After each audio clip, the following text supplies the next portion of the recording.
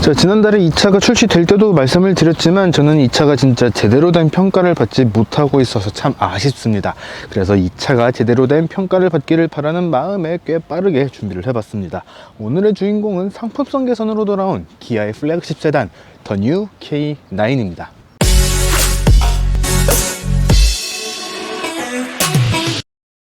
네, 여러분 안녕하세요. 카미고진 최정필 기자입니다. 방금 말씀드렸던 것처럼 오늘 준비한 차는 상품성 개선으로 돌아온 기아의 플래그십 세단 더 뉴 K9입니다. 세부 파워트레인 같은 경우에는 3.3 터보 모델이고요. 이 트림 같은 경우에는 최상위 마스터즈에다가 한층 더 이 선택 선호 품목들이 다 포함이 된 베스트 컬렉션 2라는 모델입니다. 거기다가 사륜구동 모델도 적용이 되어 있고, 이 뒷좌석에는 선택 품목으로 추가를 할 수가 있는 듀얼 모니터도 장착이 되어 있죠. 이런 세부 사양 내용을 먼저 말씀을 드리는 이유는 사실 딱 2주 됐어요. 이 차가 출시된 지가 2주가 됐는데, 출시됐을 당시에 이 차의 내부하고 외관을 좀 골고루 자세하게 설명을 드렸었기 때문에 오늘 또 이걸 다 말씀을 드리면은 이 중복된 내용이 굉장히 많아집니다. 그렇기 때문에 이번에는 정말 알차고 또 여러분들이 궁금해 하실 만한 내용들, 지난번에 제가 말씀드리지 못했던 내용들을 위주로 설명을 드리기 위해서예요. 그러니까 오늘 영상은 이 주행에 조금 더 포커스를 맞춰보고, 출시 당시에는 이 전시장 안에 있어서 시동을 걸어보지 못했었는데 시동을 걸면서 새롭게 확인을 한 그런 부분들에 대해서 설명을 드릴 수 있도록 하겠습니다. 자, 이 차를 시승을 하면서 늘 그랬듯 300km 이상 주행을 하고서 지금 차량에 들어왔는데, 타는 내내 약간 좀 놀랬어요. 이런 부분도 있는데 왜 강조를 안 했지? 라고 하는 그런 부분들이었습니다. 어떤 부분이냐면은 앞모습에서는 이 헤드램프에 대한 이야기를 조금 하고 싶어요. 혹시 K9 출시 보도자료에서 이 웰컴 라이트 기능이 들어갔다라는 내용을 보신 적이 있으실까요? 저는 내용을 못 본 것 같거든요. 제가 썼던 기사, 그리고 제가 받았던 기사도, 이 자료도 다시 한번 확인을 해봤는데 그런 내용은 확인을 할 수가 없었습니다. 근데 이거를 왜 말씀을 드리냐면은,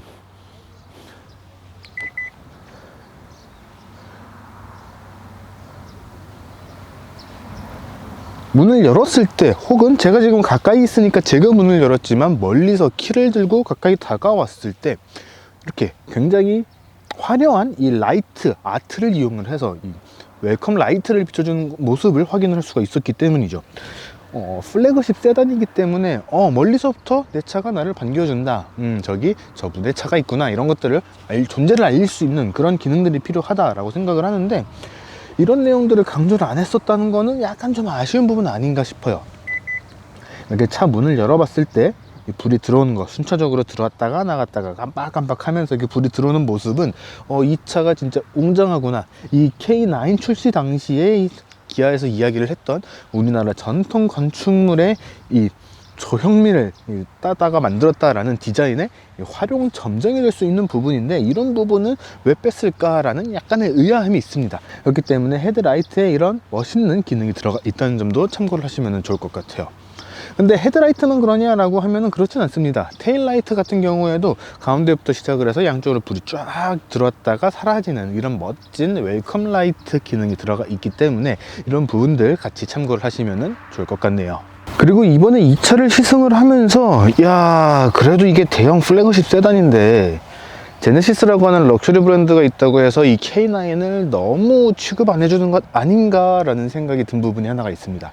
어떤 부분이냐면은 바로 서스펜션이에요.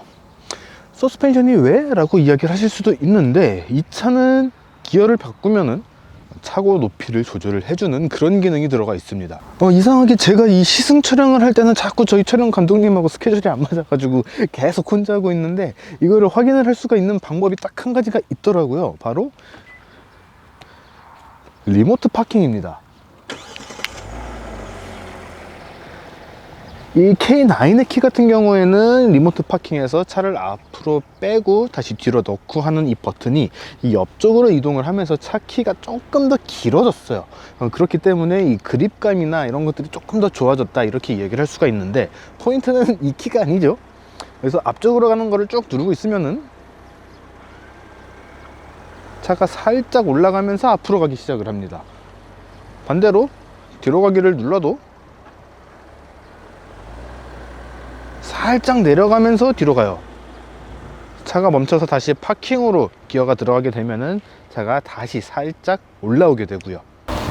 이렇게 멋진 기능들이 들어가 있는데 이런 것들을 이렇게 뭐 다 공개를 하지도 않고 강조를 하지도 않고 이렇게 되게 뭐 추상적인 표현으로만 이 차를 이렇게 홍보를 하는 이유를 잘 모르겠어요.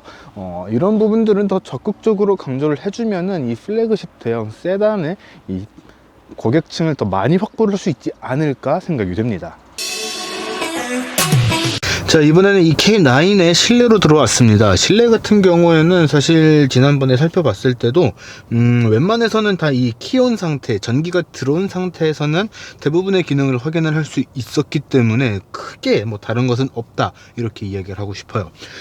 뒷좌석 같은 경우에는 이 K9이 확실히 오너 드리븐하고 쇼퍼 드리븐을 모두 이 커버를 할 수 있도록 노력을 했구나 라는 것이 좀 느껴지는 부분이 하나가 있었습니다. 어떤 거냐면은 흔히 상석이라고 하죠. 이 조수석 뒤쪽에 있는 이 뒷좌석에서는 이 앞쪽 시트를 앞쪽으로 다 이렇게 밀어서 리무진처럼 이렇게 넓은 공간을 만들 수 있는 그런 기능이 자리를 하고 있습니다. 이 조수석 가운데 있는 쪽에 이 시트 포지션을 조절하는 쪽에 보면은 레스트라는 버튼이 있어요. 이 버튼을 누르게 되면은 이 뒷좌석 시트도 이게 약간 눕는 듯한 그런 형태로 변형이 되고, 이 조수석 시트 같은 경우에는 최대한 앞쪽으로 그리고 최대한 낮춰서 이렇게 자리를 바꿔주는 그런 기능이 들어가 있습니다. 그러니까 이 기능은 쇼퍼 드리븐을 위해서 장착이 되어 있는 기능이다, 이렇게 얘기를 할 수가 있는 거죠. 그런데 쇼퍼 드리븐이라고 해도 항상 이 쇼퍼 드리븐, 이 운전기사가 운전을 하는 것은 아니죠. 가끔 가다가는 차 주인께서 직접 운전을 하는 경우가 있을 거고, 그러다 보면은 조수석에도 사람을 태워야 하는 경우가 있습니다. 그럴 때도 이 원 상태로 돌려주는 버튼이 자리를 하고 있기 때문에 이 버튼을 눌러주면은 조수석 시트가 다시 이게 펼쳐지게 되는데, 근데 이게 이 조수석의 시트 포지션을 맞춘 다음에 이렇게 앞쪽으로 숙였다가 다시 원 상태로 하게 되면은 처음에 세팅한 그 자리가 아니라 약간 좀 어색한 각도로 시트가 돌아가더라고요. 그런데 이런 기능들은 이 조수석에도 자리를 하고 있는 이 메모리 시트를 이용을 해서 커버를 할 수 있기는 하지만 원 상태로 돌아가지는 않는다, 완전히 원래 상태로 돌아가지는 않는다라는 점 같이 알고 계시면 좋을 것 같습니다. 그리고 1열에서도 한 가지 말씀드리고 싶은 것이 있는데, 이거는 뭐 시동이나 이런 것하고는 별개로 제가 그 당시에 캐치를 하지 못했었던 부분이었습니다. 어떤 부분이냐면은 이 도어 패널 쪽에 이 메모리 시트하고 관련된 버튼이 조수석 쪽에도 자리를 하고 있거든요. 근데 운전석 쪽 같은 경우에는 시트에 스마트라고 되어 있습니다. 이 스마트라는 버튼은 무엇이냐면은 탑승자의 키하고 몸무게를 입력을 해서 최적의 이 시트 자세를 만들어주는 그런 기능 버튼이에요. 물론 저거를 한다고 해서 운전할 때 일반적으로 안전한 운전 자세입니다 라고 하는 그 자세가 나오지는 않아요. 그렇기 때문에 요거는 좀 의미가 전혀 없는 그런 버튼이긴 합니다. 이게 K9에서만 의미 없는 것이 아니고 현대기아차의 모든 모델에서 딱히 의미가 없는 버튼이기는 한데, 어쨌든 운전석 쪽에는 그런 스마트 시트 포지션 버튼이 자리를 하고 있는데, 조수석 쪽에는 이 자리에 도어라는 버튼이 장착이 되어 있어요. 어떤 거냐면은 이 버튼을 작동을 시켜준 상태에서는요, 앞쪽 조수석 쪽 문을 열면은 시트가 뒤쪽으로 쭉 빠져나오게 되고요. 이 버튼을 끈 상태에서는 도어를 열어도 이 시트가 움직이지가 않는 고정된 상태로 유지가 됩니다. 그러니까 차에 타고 내릴 때 조금 더 편하게 이 시트 거리를 벌려주는 그 기능이 조수석에도 동일하게 적용이 되어 있고, 이 기능을 버튼 하나만 조작을 해서 쉽게 껐다 켰다를 할 수가 있다는 거죠. 이 조수석에서도 이게 웰컴 시트라 그러나요? 이 기능이 들어가 있는 차들이 꽤 많이 있는데, 어떻게 보면은 오너 드리븐, 쇼퍼 드리븐을 다 커버할 수 있는 그런 차라는 것을 강조를 하기 위해서 더 세심하게 마련을 해둔 그런 기능 아닌가 생각이 듭니다. 이 기능 역시 다른 기능들처럼 자료에서도 전혀 강조를 하지 않는 그런 기능이었어요. 이런 것들 좀 강조를 해주면 좋을 것 같네요. 자, 이번에는 이 K9을 직접 운전을 해볼 수 있도록 하겠습니다. 몇 가지 이야기를 좀 드리고 싶은 부분들이 있는데, 일단 이 차 같은 경우에는 3.3 가솔린 터보 엔진과 8단 자동 변속기 그리고 사륜구동 시스템까지 장착이 되어 있는 그런 모델입니다. 이를 통해서 발휘하는 성능은 최고 출력 370마력, 최대 토크는 52kgm/m를 발휘를 하고 있죠. 사실 이 차의 무게가 2톤이 살짝 넘습니다. 2075kg으로 기억을 하고 있는데 상당히 좀 무거운 편이죠. 이 정도 되는 차급의 경쟁 모델들과 비교를 한다면 엄청나게 더 무겁다거나 그런 거는 아니지만 확실히 일반적인 세단보다는 조금 더 무거운 느낌이 든다라는 것은 이야기를 드리고 싶습니다. 가속 성능이나 이런 것들은 일단 기본적으로는 상당히 잘 나가는 편이에요. 꽤 웅장한 사이즈, 꽤 묵직한 무게에도 불구하고 꽤 매끄럽고 부드럽게 속도를 높여준다, 이렇게 이야기를 하고 싶습니다.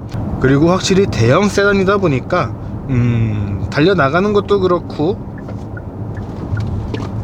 이렇게 급격하게 차선을 바꿀 때도 그렇고 요철을 넘어갈 때도 그렇고 꽤 매끄럽고 부드럽게 움직여주는 것이 되게 인상적이에요. 그렇기 때문에 운전 성능 측면에서도 다른 경쟁 모델들과 비교를 했을 때 더 부족하다거나 그렇게 느껴지지는 않는다고 이야기를 하고 싶습니다. 차선을 되게 급격하게 바꿔봤거든요. 지금 앞뒤 상황을 보고서 되게 급격하게 차선을 바꿔봤는데 좌우로 흔들리고서 다시 원상태로 돌아오는 거, 이 회복력이 상당히 뛰어난 편입니다. 다른 대형 경쟁 모델들과 비교를 해도 이 앞뒤 좌우의 흔들림을 잡아주는 그 성능은 상당히 뛰어나다, 이렇게 얘기를 할 수가 있어요. 그리고 이제 지금 실내에서 달리면서 드는 느낌은 이 차가 꽤나 정숙하다라는 겁니다. 이게 경쟁 모델들과 비교를 했을 때 이 차보다 훨씬 더 정숙하고 더 부드럽게 느껴지는 차들이 몇 종류 생각이 나기는 해요.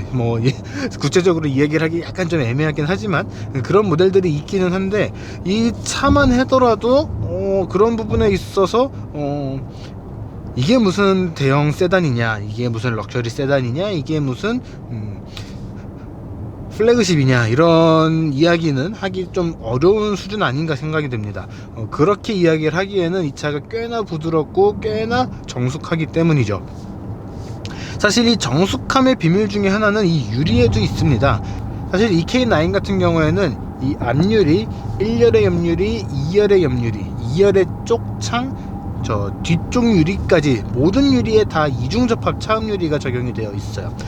이렇게까지 다 들어가는 게 사실 럭셔리 브랜드로 가면은 당연할 수가 있는데, 이상하게 이 기아 그리고 이 K9은 현대차 그룹 내에서 이런 부분에서 약간씩 차별을 줬었단 말이에요. 이런 것들을 하나씩 빼주는 스타일. 그러니까 앞유리하고 뒷유리는 뺀다거나 1열에만 적용을 해주고 2열에는 뺀다거나 이런 식으로 약간 차별을 주는 그런 경향이 있었는데, 이런 것들을 다 빠짐없이 적용을 해줘서 1열, 2열 다 꽤 정숙한 그런 감각을 전해준다는 것도 참고를 하시면 좋을 것 같아요. 드라이버 모드 같은 경우에는 컴포트, 스포츠, 에코, 커스텀, 그리고 꾹 누르고 있을 때 작동하는 스마트까지 총 5개 모드가 제공이 됩니다. 각각의 이 드라이브 모드의 차이는 크지는 않고요. 에코에서는 약간 더 둔한 느낌이 들기는 하지만 그렇다고 해서 이 차 특유의 이런 웅장한 맛, 묵직한 맛이 사라지지는 않습니다. 반면 스포츠 모드에서도 조금 더 RPM을 더 높이까지 사용을 해주기는 하지만 그렇다고 해서 폭발적인 변화가 생긴다거나 그러지는 않아요. 아까 이 말씀을 드렸던 것 중에 서스펜션에 좀 재밌는 게 들어갔는데 이런 거를 강조를 안 했습니다 라고 말씀을 드렸잖아요. 강조를 안 한 이유가 이렇게 스포츠 모드라든가 드라이브 모드를 변경을 했을 때 이런 차이를 급격하게 주지를 않았기 때문에 좀 강조를 안 하고 싶었던 거 아닌가, 이렇게 약간 추측을 해봅니다. 물어봤더니 대답을 안 해주더라고요.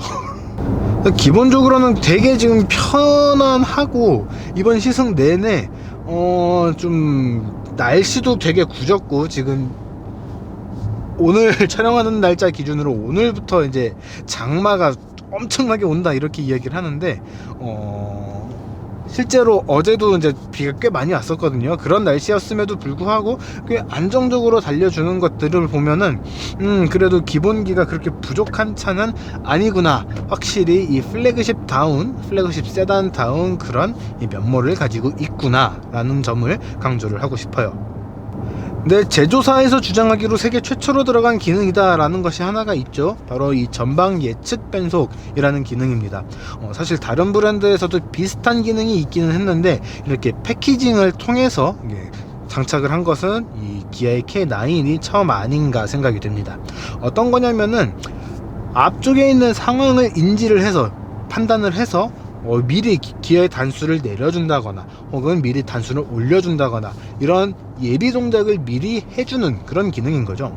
그래서 와인딩이라고 부르는 꼬불꼬불한 이 코너길이나 내리막, 앞차와의 간격이 가까워졌을 때 고속도로 합류, 과속 카메라, 과속 방지턱 등 이렇게 속도를 갑자기 더 올려줘야 되거나 속도를 더 낮춰줘야 될 때 이런 상황에 맞춰서 이런 변속을 미리 도와주는 그런 기능이 장착이 되어 있습니다.